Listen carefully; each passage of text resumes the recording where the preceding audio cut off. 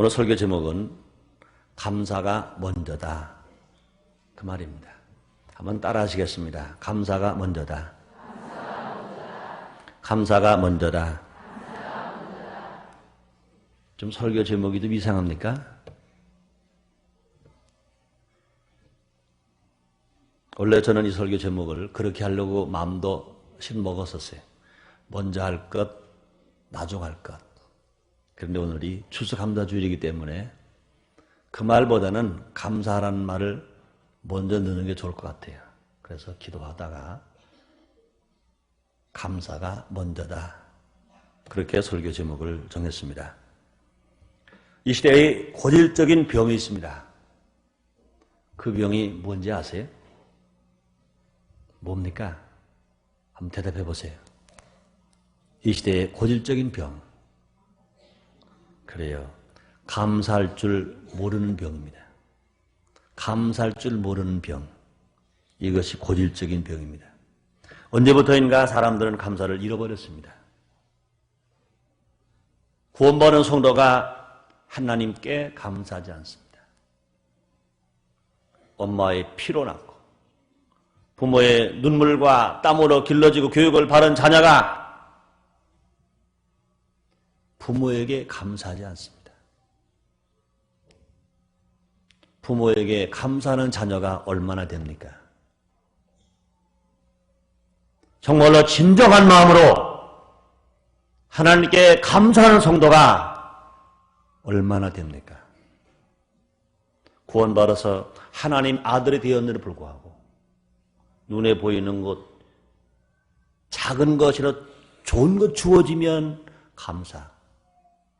눈에 아무것도 안 보이면 감사를 잃어버리는 사람들 성도 중에 많이 있습니다.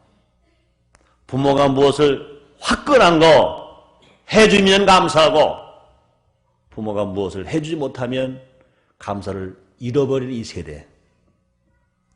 그뿐이 아닙니다. 제자가 스승에게 감사하지 않습니다. 도움을 받은 사람이 도움을 준 사람에게 감사하지 않습니다. 은혜를 감사로 갚는 것이 아니라 은혜를 원수로 갚는 사람들이 있습니다. 그래서 이 시대는 점점 메말라갑니다. 점점 악해져 가고 있습니다. 은혜 받은 성도들이 은혜가 떨어지고 신앙이 내려가고 있습니다. 사람들은 말합니다. 아, 내가 왜 이렇지? 그전에는 그렇게 내가 은혜가 충만했고 사랑이 넘쳤는데 왜 세월이 갈수록 은혜가 식어지지? 왜 기쁨도 없지? 사랑도 없지? 왜 그렇지? 누구 탓이야? 이게 웬일이야? 웬일입니까? 자기가 감사를 잃어버린 거지. 감사해보세요. 감사해보시라고요. 신앙이 왜 마를 수가 있는가? 감사해보세요. 감격할 수 있습니다. 은혜가 충만할 수 있습니다. 감사를 잃어버린 사람들은 원망합니다. 불평합니다. 시기합니다. 질투합니다. 그러니 그런 사람은 하루하루가 아주 고통 속에서 삽니다.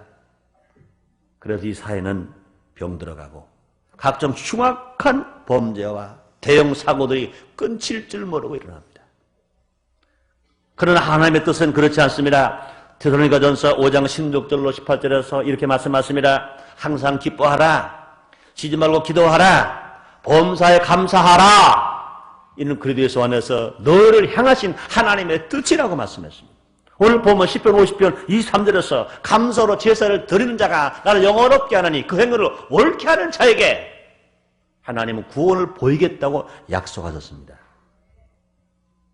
구약시대의 제사는 예수님 이후로는 예배로 바뀌었습니다.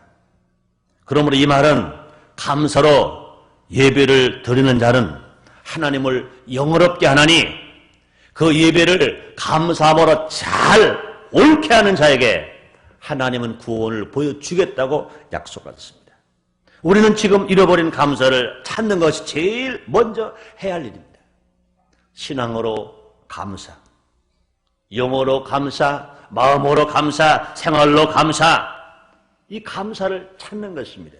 이 다윗 왕은 시편 103편에서 이렇게 외치고 있습니다. 내 영혼아 여호와를 송축하라. 내 속에 있는 것들아 다 그 성호를 송축하라. 내 영혼아 여호와를 송축하며 그 모든 은택을 잊지 말지어라. 다윗 왕이 외친 겁니다. 오늘은 1994년 추수 감사절입니다. 지난 1년을 돌아보며 하나님께 감사하는 주일입니다. 우리 교회에서는 적어도 세 가지를 생각하며 그것에 대한 감사를 하며 추수감사절 예배를 드리기로 오래전부터 광고하고 또 광고했습니다. 그 첫째가 자기가 구원받은 것에 대한 감사예요. 영혼 감사입니다. 둘째는 풍성한 열매와 축복을 받은 것에 대한 물질 감사입니다. 또 셋째는 잃어버린 감사를 다시 찾은 것에 대한 찬양 감사합니다. 우리는 마음껏 감사하는 예배를 드려야 할 것입니다. 오늘 설교 제목은 감사가 먼저다로 정했습니다. 이 성도들은 먼저 할 것이 있고 나중 할 것이 있습니다. 이것을 잘 찾아서 먼저 할 것을 먼저 하고 나중 할 것 나중 하고 순서를 잘 지켜서 살면 항상 은혜가 충만하게 살 수 있습니다. 항상 기쁘게 살 수 있습니다. 항상 능력 가운데 살 수 있습니다. 항상 행복하게 살 수 있습니다. 주님이 원하시는 것처럼 사랑하는 자여 내 영혼이 잘 된 것처럼 내가 범사가 잘 되고 강건하기를 내가 간구하노라 하신 그대로 삼중 축복을 받고 우리가 살 수 있습니다. 오늘은 감사가 무엇보다 먼저 할 것인지 몇 가지 나눠서 함께 생각해 보겠습니다. 첫째로 감사는 예배보다 먼저입니다. 감사는 예배보다 먼저라는 것입니다. 예배는요 하나님에게만 하는 것입니다. 예배는 인간이 하나님께 드리는 최고의 행위인 것입니다. 인간으로서 하나님께 하는 최고의 행위가 예배하는 것입니다. 그러나 감사가 없이 드리는 예배는 예배가 아닐 뿐만 아니라 하나님 받지도 아니하시고 하나님이 기뻐하지도 아니하시고 하나님이 응답도 하지 않습니다. 오늘 보면 10편 50점 23절에서 다시 말씀드립니다. 감사로 제사를 드리는 자가 나를 영화롭게 하느니 그 행위를 옳게 하는 자에게 하나님의 구원을 보이리라 말씀했습니다. 그렇습니다. 하나님은요 감사하는 예배를 기뻐하십니다. 하나님은 감사 있는 예배를 드릴 때 구원을 보이십니다. 생활 속에서 인간의 힘으로 우려도 안 되고 애써도 안 되고 힘도 안 됐던 걸 해결해 주신 것입니다. 불치병을 치료하십니다. 문제를 해결해 주십니다. 물고기 2마리 버릇 5덩어리 해가지고 수만 명을 먹인 것처럼 배고픈 인생들에게 마음껏 먹고 살 수 있도록 풍성한 축복을 보여주시는 것입니다. 사랑하는 성도 여러분들이 오늘 예배 드리다가 문제 해결 받으시기를 주님으로 축원합니다. 예배를 드리다가 병을 치료 받으실 주님으로 축원합니다. 예배를 드리다가 기적을 체험하시기를 주님으로 축원합니다. 예배를 드리는 중에 잃어버린 감사를 다시 찾게 되시기를 주님으로 축원합니다. 그러므로 감사함으로 예배를 드려야 하나님이 받으시고 하나님이 기뻐하시는 것입니다. 그러므로 예배는요 인간이 하나님께 드리는 것 중에 최상의 것이요 제일 존귀한 것입니다. 예배보다 하나님이 기뻐하시는 것이 없어요. 그러나 그 귀한 예배일지라도 우리 마음속에 드리는 자가 감사하지 않으면 하나님이 그 예배를 받지 아니하신다는 것입니다. 두 번째, 감사는 기도보다 먼저입니다.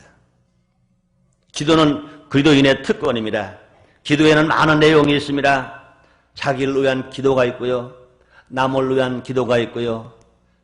자기가 사는 나라를 위한 기도가 있고요. 온 세계를 향한 기도가 있습니다. 또 자기를 위한 기도를 좀 세 번 해본다면 병든 사람은 자기 병을 치료받기 위해서 간절히 기도합니다. 문제 있는 사람은 문제 해결받기 위해서 간절히 기도합니다. 또 공부도 잘했고 좋은 학교 나왔으나 취업을 하지 못한 사람은 취업을 위해서 기도하는 겁니다. 또 자녀를 둔 사람은 자녀가 잘 되기 위해 기도하면 특별히 지금 입시철입니다. 수능시험에 좋은 성적으로 좋은 대학 가기 위해서 끊임없이 기도합니다. 남편 아내 위해서 기도하고요. 아내는 또 남편을 기도합니다. 또 부모는 자녀를 기도하고 자녀는 부모를 위해서 기도하는 것입니다. 이 기도가 얼마나 귀한지 몰라요. 그러나 그 많은 기도하더라도 감사가 없는 기도는 하나님이 응답하지 않습니다. 감사가 없는 기도는 응답이 속히 올 수 없습니다. 기도에는요 감사가 있어야 속히 응답되시는 것입니다. 예수님의 모범적인 기도하는 장면 우리는 볼 수 있습니다. 요한복음 11장입니다. 마리아 마르다의 오라버니 나사로가 죽었어요. 죽으니 나흘 되었을 때 예수님이 나사로의 집을 찾아갔습니다. 마리아 마르다가 깜짝 놀라고 반기긴 발기면서 그들은 말합니다. 예수님, 좀 더 일찍 오셨으면 우리 오라버니가 안 죽었을 것인데 왜 예수님 늦게 오셔서 예수님, 우리 오라버니 죽은 지 나흘 되었습니다. 썩어서 냄새가 나게 됐습니다. 갔다가 무덤에 묻었습니다. 왜 늦게 오셨습니까, 예수님? 그러고 마리아 마르다가 엉엉 웁니다. 그 모습을 바라보고 계신 예수님 마음에 통분이 여기 있었어요. 한참 기다리셨다가 마리아와 마르다가 말합니다. 가자. 예수님 어디로 가요? 너희 오라버니 나사로가 묻혀있는 무덤으로 가자. 마리아 마르다는 우리 예수님이 우리 오라버니 나사로를 사랑하시니까 무덤이라도 구경하려고 가자고 그러시나 보다. 예수님 모시고 마리아 마르다가 자기 오라버니 나사로의 무덤에 갔습니다. 무덤에는 큰 돌이 굳게 닫혀 있습니다. 예수님 말씀하십니다. 돌 옮겨 놓으라. 그랬습니다. 마르다 깜짝 놀랐습니다. 예수님, 우리 오라버니 나사로는 죽은 지 나흘 되었습니다. 썩어서 냄새가 납니다. 근데 왜 돌 옮겨 놓으라고 그러십니까? 예수님 아무 말 안 하십니다. 예수님 거기에 나사로의 시신 구경하러 가지 않았습니다.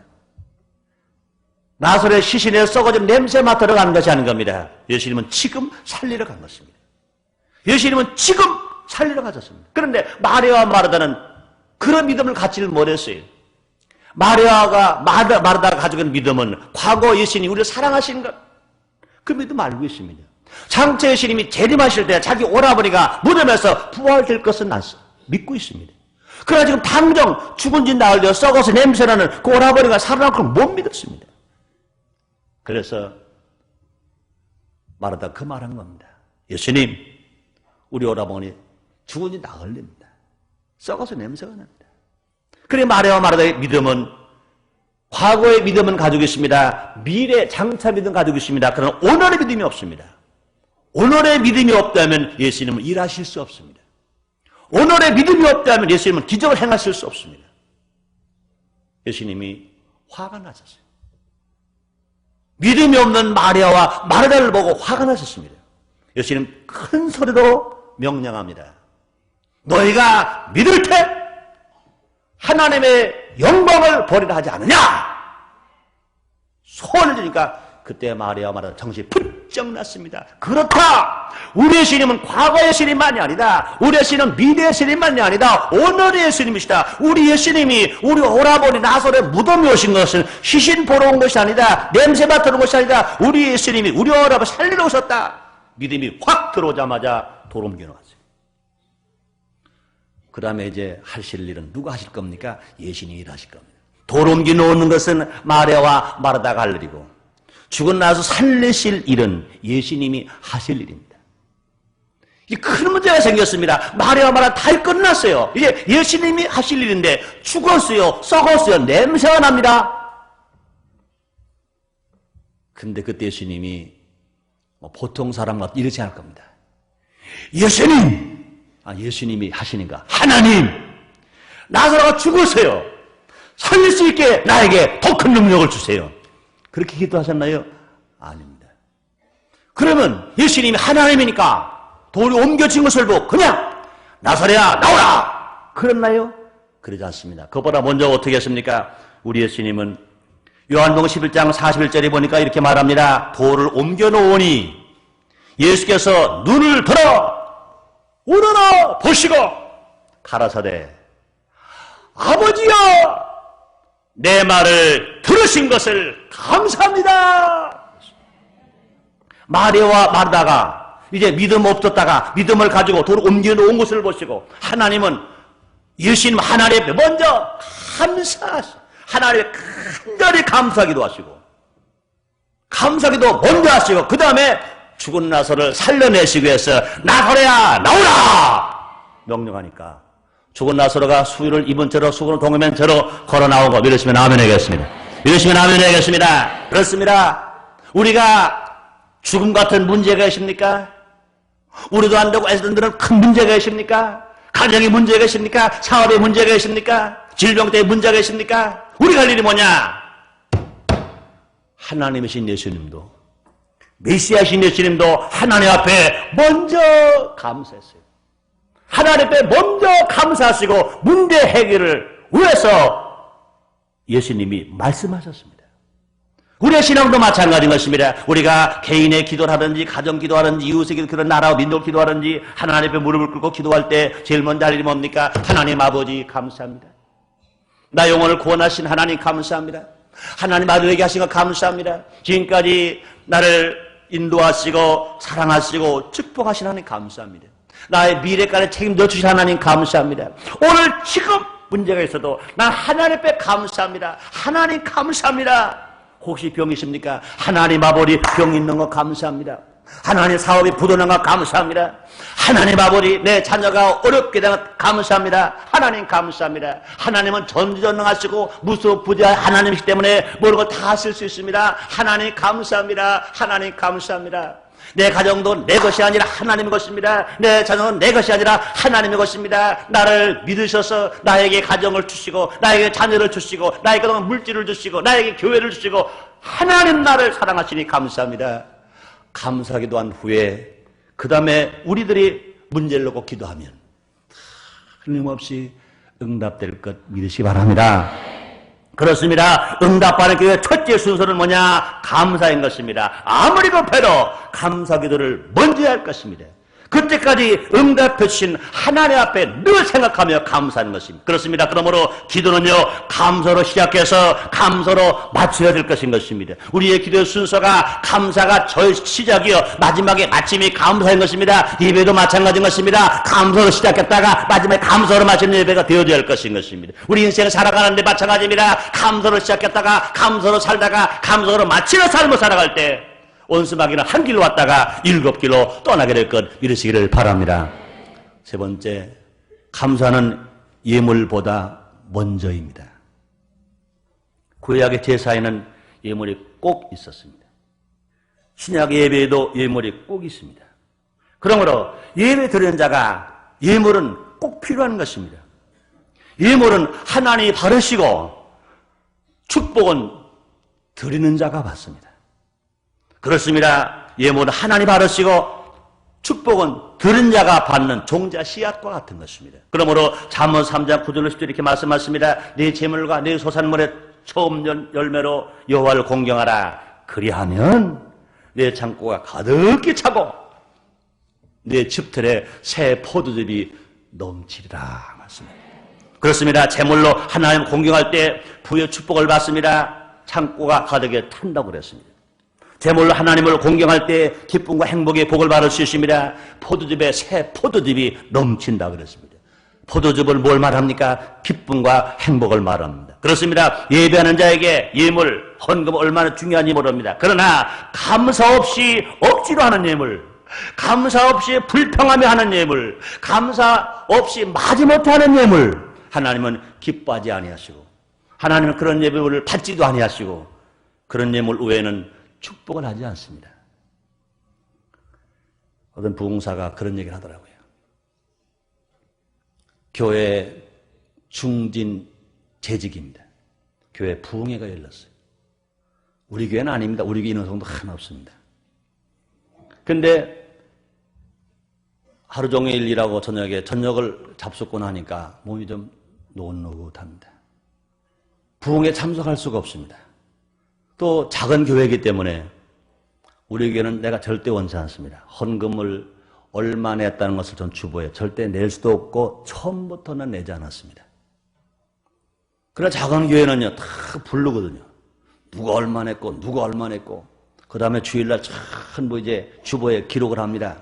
11조를 낸 사람, 감성금 낸 사람, 건축공금 낸 사람, 선교금 낸 사람 주보에 다 기록을 합니다. 그런데 교회 중진 집사가 이 감사헌금이 없으면 이건 부흥에 빠진 거요. 이건 어렵거든요. 그러니까 아들에게 말합니다. 너가 내 대신 가. 그리고 아들에게 감사헌금 봉투를 적어서 써서 보냅니다. 내가 가진 못해도 감사헌금 하겠다. 그건 감사함으로 하는 것이 아니라 억지로 하는 겁니다. 그래서 이제 그 저녁 늦게 아들이 돌아왔습니다. 갔다 왔니? 갔다 왔어요. 은혜 받았느니? 그저 그랬어요. 헌금 받대? 받대요. 누가 받대? 최집사가 받대요. 헌금 안내 봉사하는 집사님 중에 아마 최집사가 있었나 봐요. 그 헌금대가 지나갈 때 그 최집사님이 돌리는 헌금대에 아마 헌금을 넣었나 보죠. 최집사가 받대요. 그럼 됐어. 그러더래요. 그래요. 그 헌금은 최집사가 받은 건 틀림없어. 그 헌금은 교회 장부에 올라가는 것도 틀림없어. 그러나 그 헌금을 하나님이 받으셨을까? 하나님 나라 어린 양 생명록에 과연 그 헌금 낸 기록이 있을까?